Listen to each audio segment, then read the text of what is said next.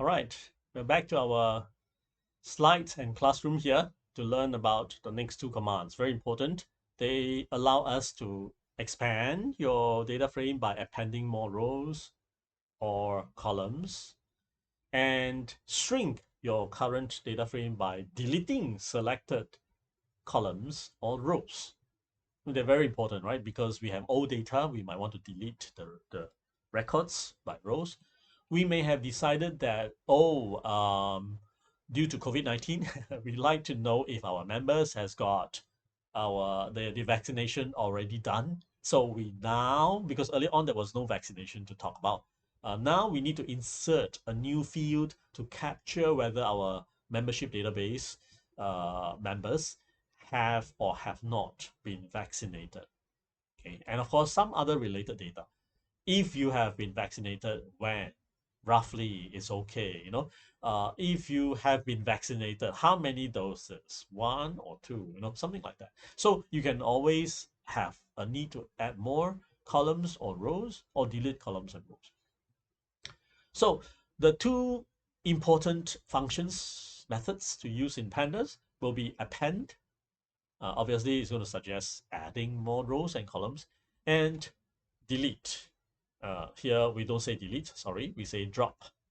So drop is quite a sort of a frequent phrasing in pandas, dropping that and appending that. Append obviously is following Python's way of appending items into a list. So fortunately, pandas is also doing that. So how do we append? We have a data frame, we have a df here. Okay, so what we need to do is to supply new information. So if it's row that we are adding, then we need to create a new row. That new row is given by, not surprisingly, a series. Okay, so a series can be wrapped around our standard list. So it is not that problematic because you can always list the row to be added, sort of appended at the end. You can always do that by listing out the list of data and then wrapping it with a pd.series. That's all. The only thing you need to pay attention to is that this series, remember, has all the index labels as well. The index labels, confusingly, has to have, there's nothing wrong in the spelling here, right? Before you start commenting and say, hey, no, in that slide, incoming row index names and the column names, there's a bit of a problem. There's no problem here. And in fact, it is something to get used to because a series has the sort of positional labels. Like it or not, it doesn't have a new name called positional label. It doesn't have columns. It's just dot index. Okay, so it carries the same thing, same dot index as per the data frames row labels dot index. So here we want the series, the snake, to be a row. Therefore, we need the labels to carry the column names ABCD. That's why we say here the incoming row index names, all right, of that series has to match the current data frame's columns. Then you can add. So we created a series, a snake, with as many elements as the current data frames columns. If not, then the missing columns will have NAs or something. So the labels will need to be sort of correspondingly labeled. Now you can imagine, what if I put 2134 and I spell it BACD? That's okay. The effects are the same because the index labels are not there just to fulfill a syntactic requirement. Pandas actually is going to match that label. If you say A, then the 1 will be given under A in the new row. That's what it's saying. Okay. Next is the ignore index needs to be true. Because if it's not, either it gives you an error because row 0 is already there or something like that.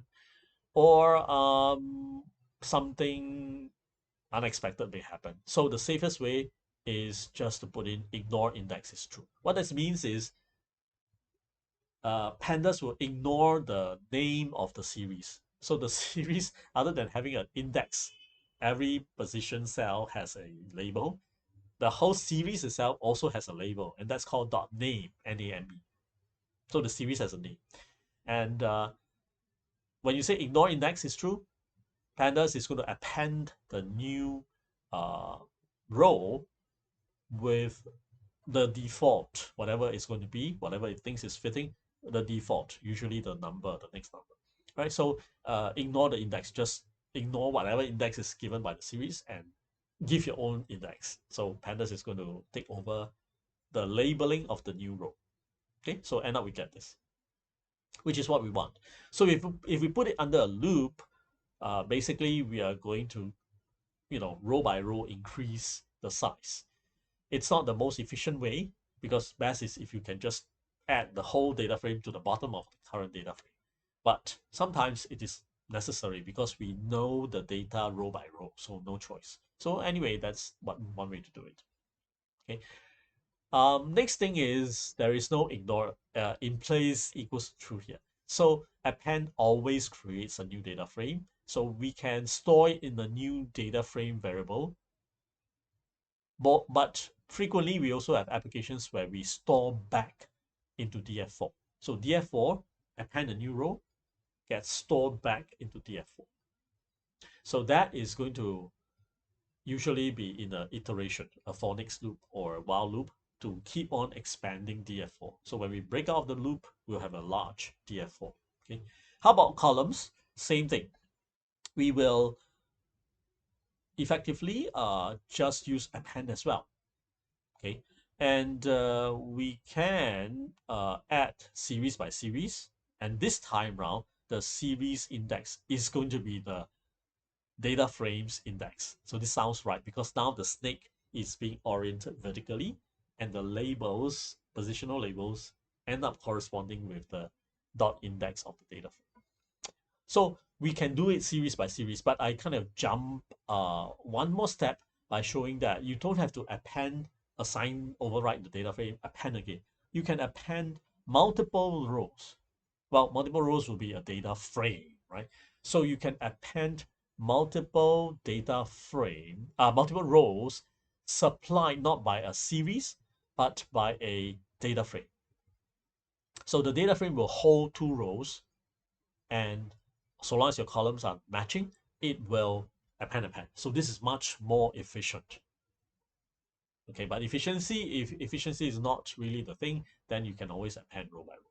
So that's the second version of dot append. Okay, so to add column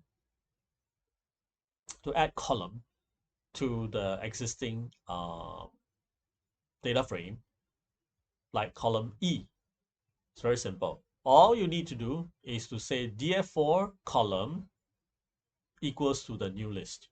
And the list is going to be, even though we list out horizontally, it's going to be vertically presented in the data frame because this convention only works for column. Okay, so of course, if you remember, Pandas offers a convenient way for us to reference and set values for columns when your column label is high quality, spelled as high quality as a variable name. However, when you are inserting a new column basically doesn't exist yet. So you are unable to say df4.e. Okay, so that way it wouldn't work in this case by if your purpose is to insert a new column. And if you're referencing existing column, then yes, df4.e will work. That means you're overwriting the current